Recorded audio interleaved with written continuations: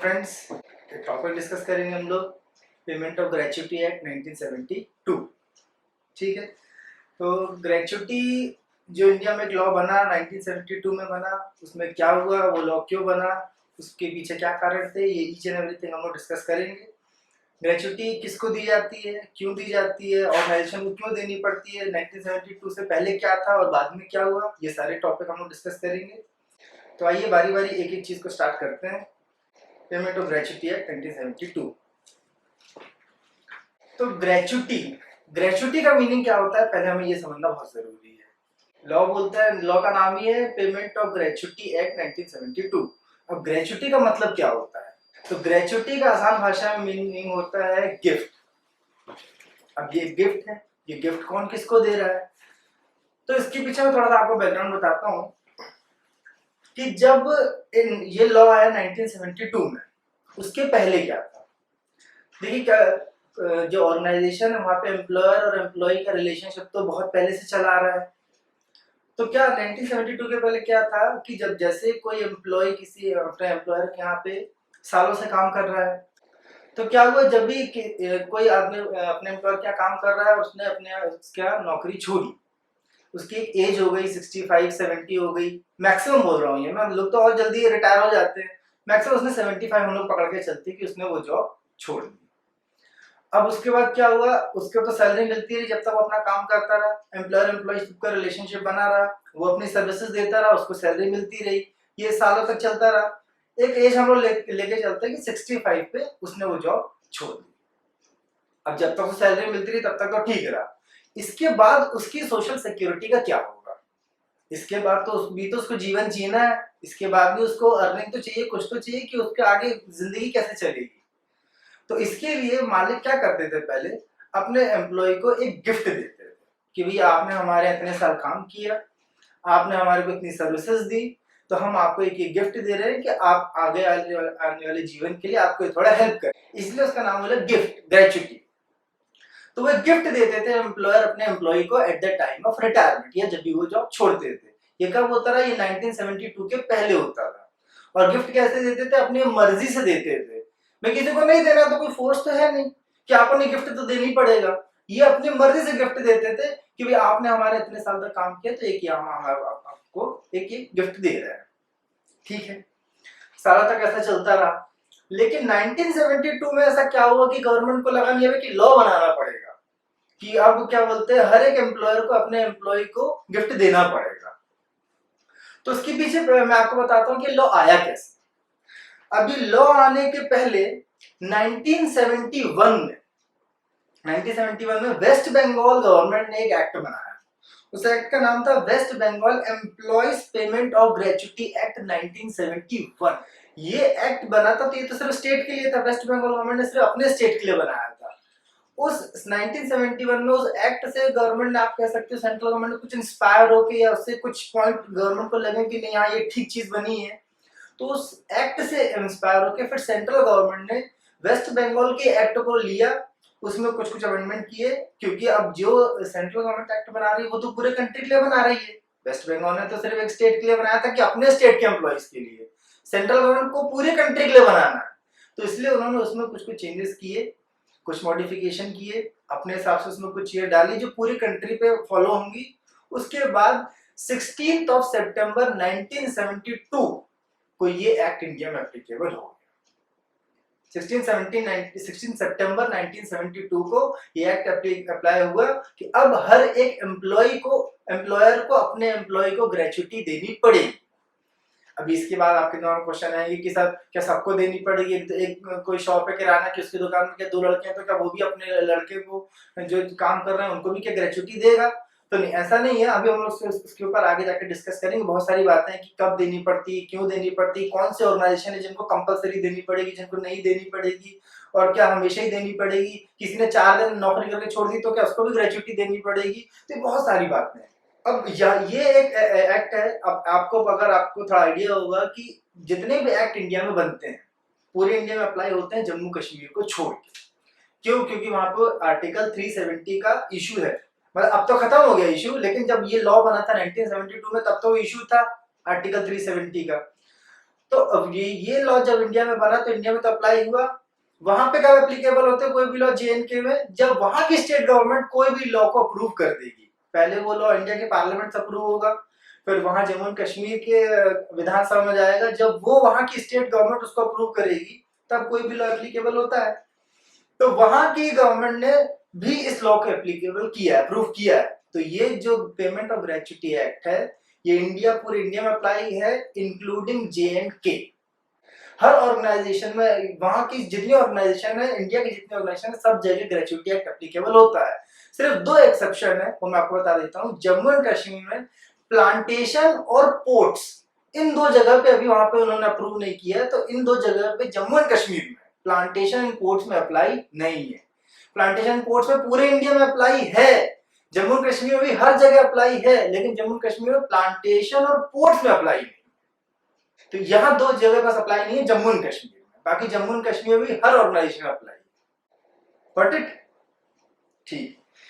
तो 16 सितंबर 1972 के लॉ जब आ गया, उसके बाद से फिर क्या हुआ? अब उसके बाद कुछ और बातें हैं। अब जैसे जब ये लॉ आया शुरू में तो क्या बोला कि सबको देने की जरूरत नहीं है, ग्रेच्युटी किन एम्प्लॉइज को मिलेगी। जब इनिशियली ये लॉ आया, तो लॉ ने बोला कि भी सिर्फ ग्रेच्युटी आप उन्हीं एम्प्लॉइज को दीजिए जिनकी वेजेस पर मंथ 270 रुपीज है, उन्हीं को देना है। जिनकी, क्योंकि इनकी वेजेस ही इतनी कम है, जिनकी wages 270 rupees, up to 270, law ये वर्ड यूज करता है, जिनकी wages up to 270 rupees per month थी, उनको ही देना था ग्रेच्युटी। ये कब की बात बता रहा हूं मैं, जब ये लॉ आया था। उसके बाद लॉ में कई बार अमेंडमेंट हुए, अब तो सबको देना है। तो 270 रुपीज की उस समय बात हुई थी, ये मैं आपको तब बताऊं 1972 के, लेकिन फिर बाद में धीरे धीरे सब पे अप्लाई हो गया। ये बात समझ में आई? ठीक। अभी एक और हम लोग बात डिस्कस करते हैं कि सर ग्रेच्युटी कब कब दी जाती है।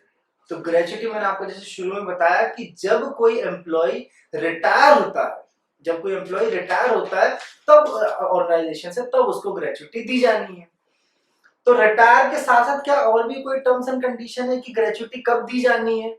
तो बेसिकली अगर देखा जाए, लॉ जो मेन बात बोलता है, लॉ मेन 4 बात बोलता है। वो 4 पॉइंट क्या क्या है?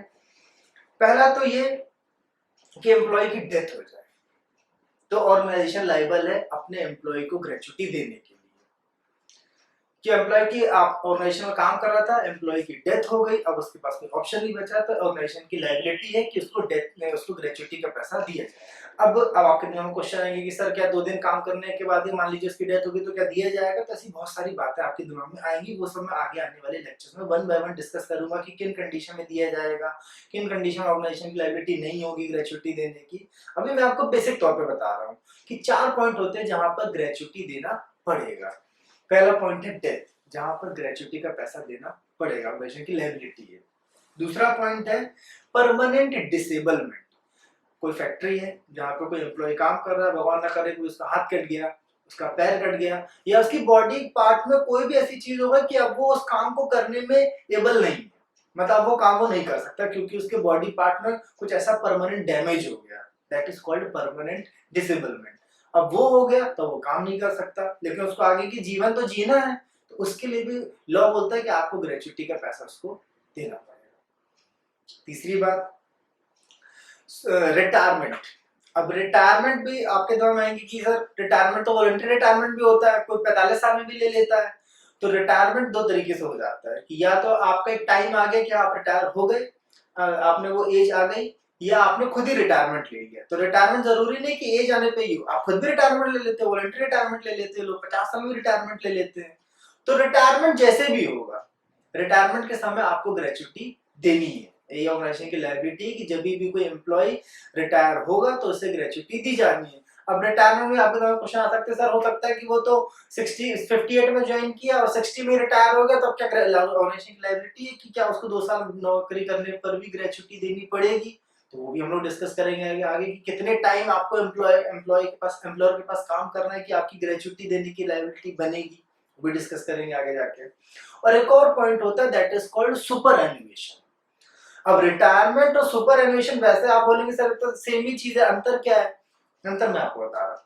रिटायरमेंट आप अपनी मर्जी से कभी भी ले सकते हो, आपकी जब इच्छा होगी आप बोलोगे हम नहीं आ रहे, हम रिटायर हो गए, तो रिटायरमेंट आप कभी भी ले सकते हो। और सुपर एन्युएशन का मतलब होता है कि आपने वो एज अटेन कर ली, आपने वो एज अटेन कर ली कि अब आपको इस ऑर्गेनाइजेशन में काम हो गया आपका। अब आपको ये एज कौन बताता है? जब आप वहां पे एडमिट होते हो किसी ऑर्गेनाइजेशन में, तो वहीं आपको बताया जाता है कि आपकी एज जो है 65 पे आपको हम रिटायर कर देंगे या 60 पे रिटायर कर देंगे।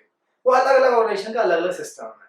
तो जैसे मैं एग्जांपल लेके चलता हूँ 65, तो अगर किसी ऑर्गेनाइजेशन ने बोला कि आपको हम 65 पे रिटायर कर देंगे, उसके बाद हम आपकी सेवाएं नहीं लेंगे। अब आपने काम किया, कई सालों तक काम किया, आप भले ही एकदम फिट है, लेकिन 65 आपकी एज हो गई, अब आपको रिटायर कर दिया जाएगा। भले आप बोले कि मैं एकदम फिट हूं, अभी मैं और 10 साल काम कर सकता हूं। दैट इज कॉल्ड सुपर एन्युएशन, कि आपने वो एज अटेन कर ली कि अब आपको उस ऑर्गेनाइजेशन से जाना है। तो सुपर एन्युएशन के केस में भी ऑर्गेनाइजेशन की लायबिलिटी है कि आपको ग्रेच्युटी का पैसा दिया जाएगा। और रिटायरमेंट क्या होता है? वो आप अपनी मर्जी से पहले भी ले सकते हो, एज अटेन हो चाहे नहीं हो। Got it? तो ग्रेच्युटी देने की लायबिलिटी ऑर्गेनाइजेशन की 4 केसेस में है। किस किस केस में? मैंने आपको जैसे बताया, रिटायरमेंट, परमानेंट डिसेबलमेंट, डेथ और सुपर एन्युएशन। अब ये क्वेश्चन सबसे पहले जो दिमाग में आता है जब भी ये लॉ डिस्कस होता है कि सर किसी को आप कह रहे हो कि ऑर्गेनाइजेशन, हर ऑर्गेनाइजेशन को देना है ग्रेच्युटी का पैसा, छोटी हो चाहे बड़ी हो। मैंने कहा हाँ सबको देना है। तो क्या एक छोटी सी, मान लीजिए पान की दुकान है, वहां वहां भी इतनी भीड़ रहती है कि वहां भी हो सकता है उसने 2 लड़के रखे हो, तो क्या वो भी ग्रेच्युटी का पैसा देगा? नहीं। तो उसके लिए मैं आपको बताने जा रहा हूँ कि किस ऑर्गेनाइजेशन को ग्रेच्युटी का पैसा देना है। ऐसी कोई भी ऑर्गेनाइजेशन जहां पर 10 या 10 से ज्यादा एम्प्लॉय काम करते हैं, उनको ग्रेच्युटी का पैसा देने की कंपल्शन है। ठीक? क्या बोला मैंने? 10 या 10 से ज्यादा। अगर 10 भी हैं तो भी उनकी लायबिलिटी बनती है कि उनको अपने एम्प्लॉय को उन 4 पॉइंट के केस में जब वो जा रहा होगा ऑर्गेनाइजेशन से, तब उसको ग्रेच्युटी का पैसा देना पड़ेगा। ठीक? अब 10 ये कब देखना है? जिस दिन आप ये अब देखेंगे कि आपकी ऑर्गेनाइजेशन के ऊपर ग्रेच्युटी लॉ एप्लीकेबल है कि नहीं। मैं कहता हूं आज ही देख लीजिए, कोई XYZ ऑर्गेनाइजेशन है, हम आज देखना चाहते हैं कि उसके ऊपर ग्रेच्युटी लॉ एप्लीकेबल होता है कि नहीं होता है। तो आज से लेके पिछले 12 महीने, पिछले 12 महीने में कभी भी एक दिन भी ऐसा रहा है क्या जब उसकी ऑर्गेनाइजेशन में 10 एम्प्लॉय काम कर रहे थे? अगर आज से लेके पिछले 12 महीने में एक दिन भी ऐसा रहा जब हाँ 10 एम्प्लॉय थे, तो उसके ऊपर वो एक्ट एप्लीकेबल हो गया। और ये लॉ ये बोलता है एक बार अगर वो एक्ट एप्लीकेबल हो गया तो हमेशा के लिए हो गया। फिर आपके एम्प्लॉय घट घट के एक ही क्यों ना बचे, तो आपके एम्प्लॉय रिड्यूस हो इंक्रीज हो, लॉ को इससे मतलब नहीं है। एक बार एप्लीकेबल हुआ तो हुआ। अब प्रैक्टिकली अगर बात करते हैं तो क्या किसी एम्प्लॉय को पता रहता है कि यहाँ पे कब 10 हो चुके हैं पहले कभी, या इस ऑर्गेनाइजेशन के ऊपर क्या ग्रेच्युटी एक्ट एप्लीकेबल है नहीं है? तो प्रैक्टिकली अगर बात करें तो एम्प्लॉयज में अभी अवेयरनेस की बहुत कमी है। ये लॉ का अवेयरनेस जितना होना चाहिए उतना अभी लॉ की अवेयरनेस लोगों को नहीं है। हो सकता है भाई इसके यहाँ पे 2 साल पहले 20 कर्मचारी थे, अभी आज मैं अगर किसी ऑर्गेनाइजेशन को ज्वाइन करने गया, मुझे क्या पता ग्रेच्युटी एक्ट एप्लीकेबल है कि नहीं? वो तो बोल देगा नहीं होता, हमारे कभी थे ही नहीं। तो मैं थोड़ी इंक्वायरी करने जाऊंगा कि भाई थे कि नहीं थे। या मैं एक अगर एम्प्लॉय हूं तो मुझे तो हो सकता है उस लॉ की नॉलेज ही ना हो कि हाँ भी ग्रेच्युटी एक्ट भी कुछ होता है। तो लॉ की अवेयरनेस अभी प्रैक्टिकली अगर इंडिया में देखा जाए तो उतनी नहीं है जितनी होनी चाहिए। लेकिन ठीक है, हमें लॉ डिस्कस करना है कि लॉ क्या बोलता है। तो लॉ ये बोलता है कि अगर एक दिन भी आपके यहाँ 10 या 10 से ज्यादा एम्प्लॉय ने काम कर लिया तो होल लाइफ के लिए उस ऑर्गेनाइजेशन पे ग्रेच्युटी एक्ट एप्लीकेबल हो गया, फिर भले आपके एम्प्लॉय बाद में रिड्यूस हो जाए। ठीक है, अब किसको देना है? जैसे मैंने आपको बताया हर organization, shop, oil field, plantation, port, government organization, private organization, सारी ऑर्गेनाइजेशन के ऊपर ये लॉ एप्लीकेबल है। कब है? जब उस ऑर्गेनाइजेशन में एक भी दिन अगर 10 या 10 से ज्यादा एम्प्लॉय काम कर लेंगे तो वो लॉ उसके ऊपर एप्लीकेबल है। चलिए, अच्छा, अब लॉ की एप्लीकेबिलिटी की बात करते हैं कि लॉ कहाँ का एप्लीकेबल। तो जैसे मैंने आपको बताया कि ये मैंने आपको शॉर्ट में डेफिनेशन बता दिया कि shop, organisation, plantation, ports, mines और जो भी ऑर्गेनाइजेशन है जहाँ पे 10 या 10 से ज्यादा एम्प्लॉय वहां पे एप्लीकेबल होता है।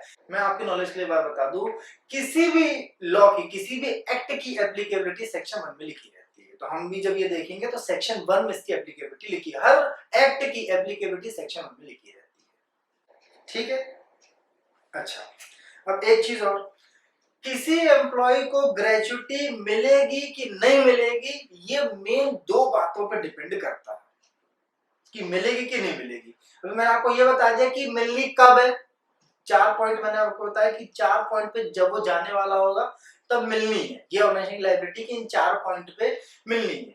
लेकिन मिलेगी कि नहीं मिलेगी उसके लिए 2 पॉइंट है मेन जो आपको ध्यान रखना है कि ग्रेचुटी मिलेगी कि नहीं मिलेगी, 2 इंपॉर्टेंट फैक्टर पे डिपेंड करती है।